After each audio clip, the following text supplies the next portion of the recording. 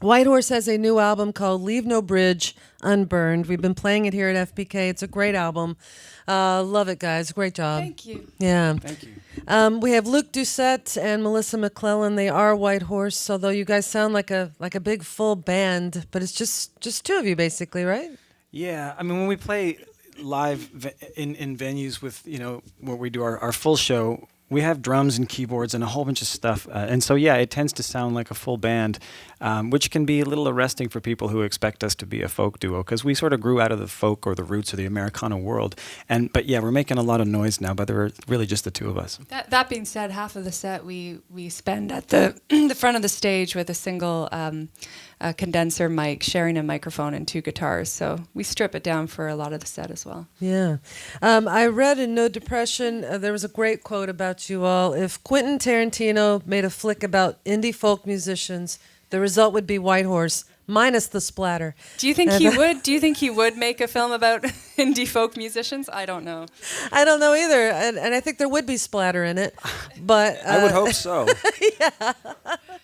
But I mean, I kind of get what they're saying because your music has it has kind of this Western feel, sort of spaghetti Western feel at times, and that's probably just because of the settings on your guitar, but also the writing. You tell stories, and it harkens back to sort of like watching an old Western. I was curious if that was something that you all had a fascination with, or not.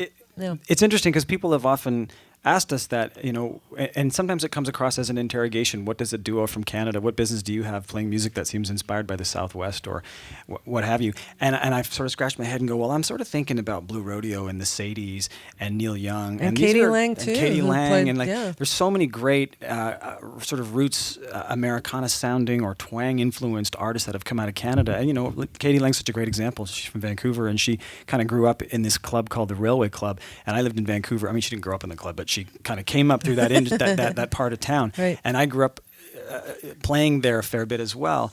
And it was the most genuine, heartfelt thing that could come out of that community. And Katie Lang was absolutely a product of that. Well, probably more like a creator of it. But yeah, there's a real fascination with that sound in Canada, and I'm not sure why. I'm not sure.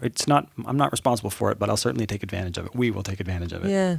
I guess I was interested in your own personal fascination with it, where that, came from. I mean, you say it's around you in Canada, but was it something that you both were attracted to for a particular reason yourselves?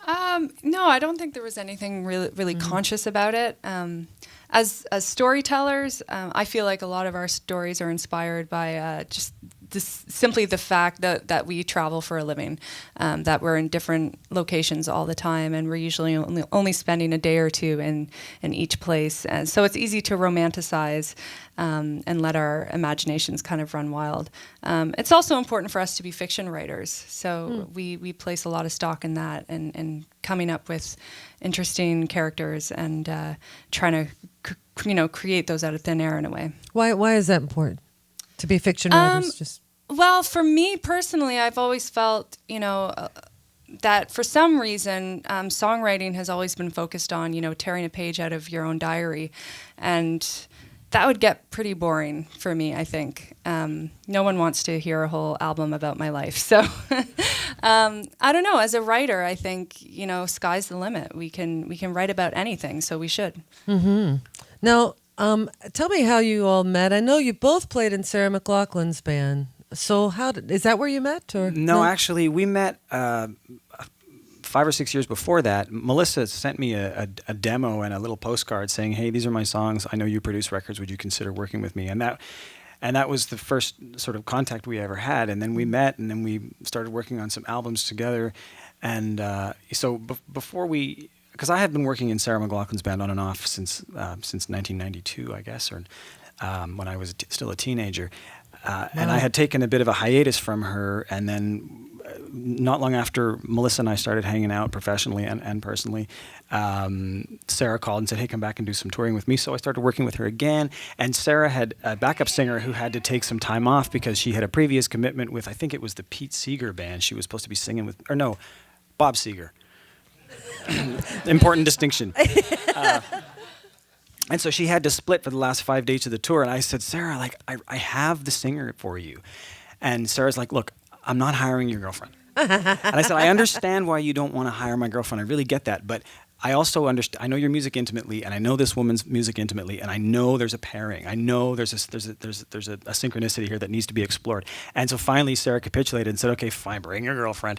And after the first show, well, the lead up to the first shows was actually hilarious because Melissa was standing on stage in places like Madison Square Garden behind curtains, actually singing the show with a microphone. It was like the Wizard of Oz, yes. I was like, I'm actually playing Madison Square Gardens, but nobody can see me or hear me. But And that was the preparation for the tour, so that she could get used to it. And then finally, on the day of the big reveal, when the previous backup singer left the show, and Melissa was on the date, and everybody could hear her, as could Sarah. Sarah came to me after the show with tears in her eyes and said, "That was so spectacular. I'm so sorry I didn't listen to you earlier." And so we've been playing in Sarah's band ever since. So that's a long-winded answer to a simple question, but there you have it. Have you been able to get whatever you want now, Luke, from Sarah? I mean, she's like you know, what? Yeah. Weird. All of a sudden, I have 4 large homes. Now, you mentioned that you have a baby, a 10-month-old. Congratulations. Girl, boy? Boy. His name is Jimmy. Jimmy. I saw pictures of him on your Facebook page. Adorable, especially when you have like headphones on him. And you can just see the back of his head and he's watching, the stage. Just precious. What's that like, touring musicians with a 10-month-old baby? It's actually been amazing. I mean, we're exhausted, but I think that, that's how it goes when you're a new parent. It's been really, really cool to see the road through his eyes and experience our life on the road through fresh eyes. And he's handling it all. He's loving it. He's loving being in different places and different people, and he's having a great time. And who takes care of him when you're on stage or whatnot? Well, I have a daughter who will be 19 in 2 weeks. Oh, wow. She just graduated high school in Vancouver, and the plan was always that she would move to Toronto, which is where we live, after high school to live with us for a while. And then we told her, hey, guess what? You're going to have a little brother. And she freaked out. And so now she's on the road with us taking care of Jimmy. So cool. Now she's with him, and they love each other. It's fantastic. Oh, that's wonderful. Plus, she gets to see the world with you all, so that's really cool. Well, Whitehorse is our band here today. We're thrilled to have them, and they're playing tonight at Zanzibar with Lindy. What's her last name? Vappenfjord. His last name is Vappenfjord. Okay, Lindy Vappenfjord. Vappenfjord. Don't We'll let don't you even say it. I know. Don't even bother. Okay, Just Lindy. He's been on tour with you all then. He has. He's actually a very good friend of ours. He's the friendliest giant, a sweet man from Toronto, and we've known him for a very long time. He's one of our favorite singer-songwriters, and virtually unknown in the States. So we're really excited to be introducing his music to fresh ears. All right, well, that's happening tonight again at Zanzibar. The new release is called Leave No Bridge Unburned. Let's welcome once again Whitehorse.